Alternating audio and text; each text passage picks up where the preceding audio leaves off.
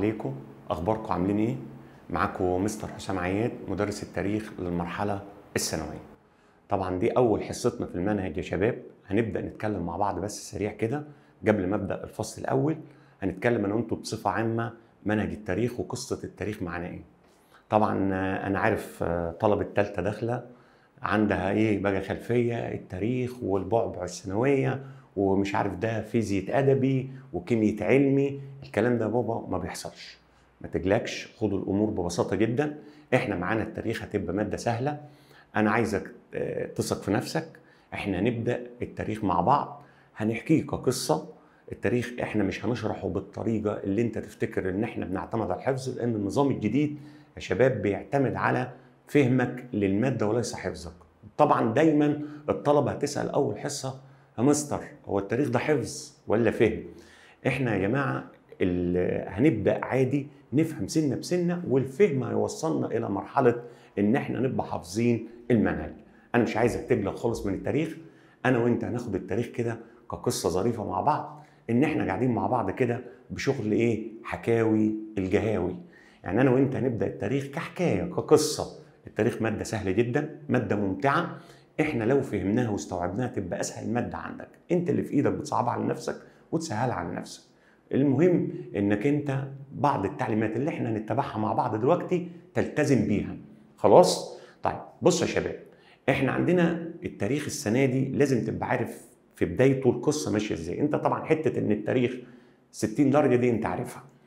التاريخ عندنا اسمه تاريخ مصر. الكتاب بتاعك بتاع الثانويه دوت اسمه ايه؟ تاريخ مصر والعرب الحديث.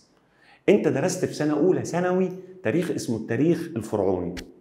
تانية ثانوي اسمه التاريخ الوسيط اللي هو التاريخ الاسلامي. ما الفرعوني ده اسمه التاريخ القديم. التاريخ الوسيط اللي هو التاريخ الاسلامي. احنا بنبدا بقى بتاريخ اسمه التاريخ مصر الحديث والمعاصر. طيب ايه الفرق بين التاريخ القديم والوسيط والحديث والمعاصر؟ التاريخ القديم ده تاريخ الفراعنه اجدادنا القدماء. تاريخ الاسلام المرحله التي ظهرت فيها ظهور الاسلام، وده درسناه في ثانيه، والفتوحات خلاص، وظهور الدول المستقله عن الدوله الاسلاميه. احنا دلوقتي هنبدا بقى في تاريخ مصر والعرب الحديث. طب التاريخ الحديث يا مستر بيبدا منين؟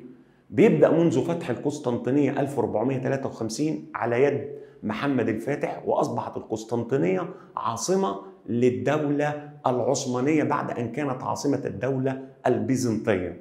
خلاص؟ ده بدايه التاريخ الحديث لغايه سنه كام؟ لغايه الحرب العالميه الاولى اللي هتبدا من 1914 ل 1918.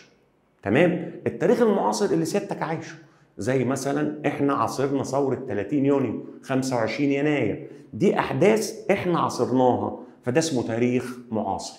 يبقى التاريخ عندنا بينقسم الى قديم، وسيط، حديث، معاصر. احنا السنه دي بندرس ايه؟ في ثالثه تاريخ مصر والعرب الحديث. تمام؟ طيب احنا بص يا بابا، التاريخ اساسا عندك 8 فصول. تقسيم الثمانية عندك ازاي في التاريخ مصر والعرب الحديث؟ الفصل الاولاني ده بيتكلم عن حاجه اسمها الحمله الفرنسيه على مصر وبلاد الشام، اللي هندرس بيه الحصه الاولى النهارده. اسمه تاريخ مصر اللي هو تاريخ الحمله الفرنسيه. هنبدا بالفصل الاولاني الحمله. الفصل ده بيجي عليه 5 درجات 6، ما بيبقاش فصل شديد شويه في الدرجات. الفصل الثاني ده بقى هنبدا بمين؟ بالحاج محمد علي والاسره السعيده. احنا دلعنا لمحمد علي محاميحه. ده بقى احنا طريقنا طويل معاه. ليه بقى؟ لان ده بيجي فيه عليه في المنهج. الفصل الثاني بالذات بيجي بيدرس 80 سنه من تاريخ مصر، من فتره خروج الحمله لغايه الثوره العربيه، محمد علي وخلفائه.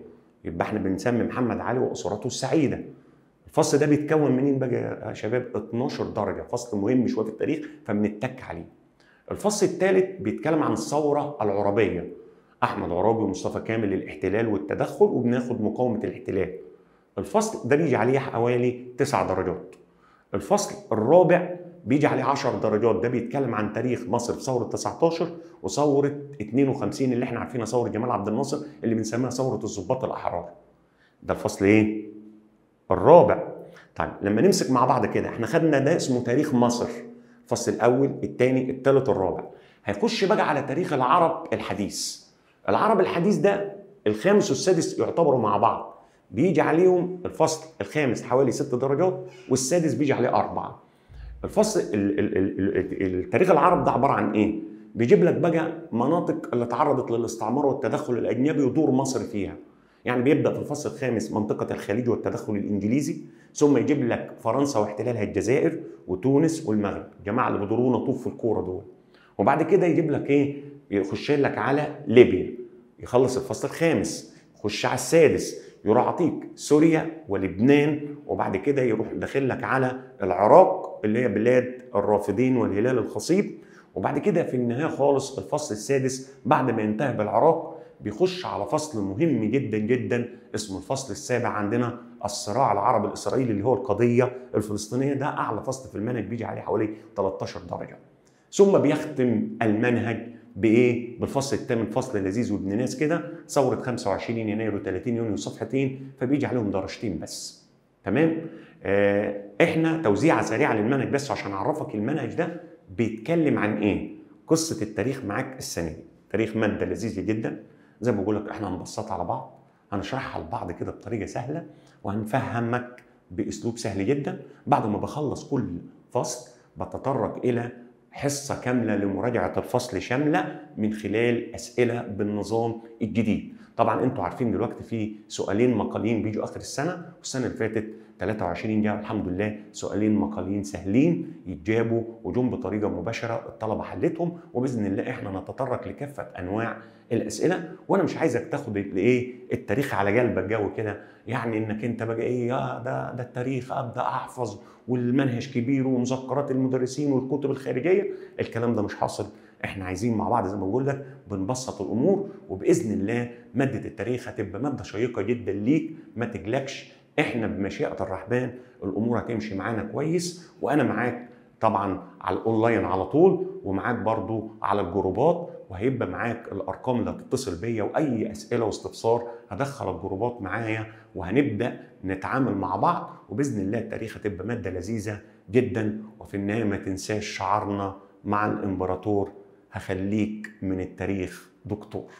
يلا شد حيلكم ونبدا مع بعض الفصل الاول اللي هو تاريخ مصر الحديث، اللي هو بحمله اسمها الحمله الفرنسيه على مصر وبلاد الشام.